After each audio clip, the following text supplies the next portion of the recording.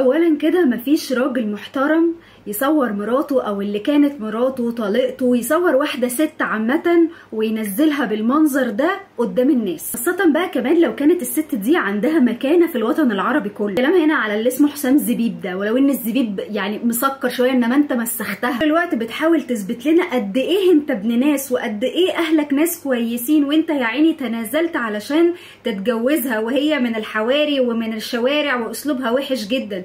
هو كل واحد ضرب لنا كلمتين انجلش في النص خلاص بقى ابن ناس يا جماعه عشان بيحبها عمل فيها ايه؟ صدمه في العين اليمين وجرح في الانف، جرح في الراس طوله 3 سم، جرح في فخدها اليمين والشمال وطوله 1 سم. طلع يقول لك ايه بقى؟ والله ما عورتها، ده هي اللي جابت طفايه وضربت نفسها. هو انت اصلا ايه اللي موديك هناك؟ ايه اللي اصلا بيحشرك ما بين واحده ست بتربي بنتها، بتربيها بقى بالطريقه اللي عايزاها؟ ايه لو قلت للناس شيرين عملت ايه في بنتها، الناس مش هتبص في وش شيرين، انت هتموت على الحته دي، هتموت علشان احنا ما نسمعهاش، وهتموت علشان هي تنهي مسيرتها الفنيه. لكن انت سبحان الله كل ما بتعمل لها حاجه كل ما الناس بتحبها اكتر وبتتعاطف معاها اكتر. هنا استوديو ايه اللي انت بتصورها وهي بتكسر وكسرت لي الاستوديو بتاعه؟ انت فاكر نفسك بليغ حمدي يعني يا ابني؟ هو انت حد يعرفك؟ هيقول لك ايه بقى؟ انا صابر وان شاء الله ربنا هيجازي الصابرين. يا سلام مولاي. رضوى الشربيني كانت طالعه امبارح بتقول مفيش حد هينقذ شيرين الا نفسها. لا، مفيش حد هينقذ شيرين الا اهلها. اهلها هم اللي لازم يكونوا جنبها، لازم ينقذوها من الراجل ده مهما كان في مشاكل، في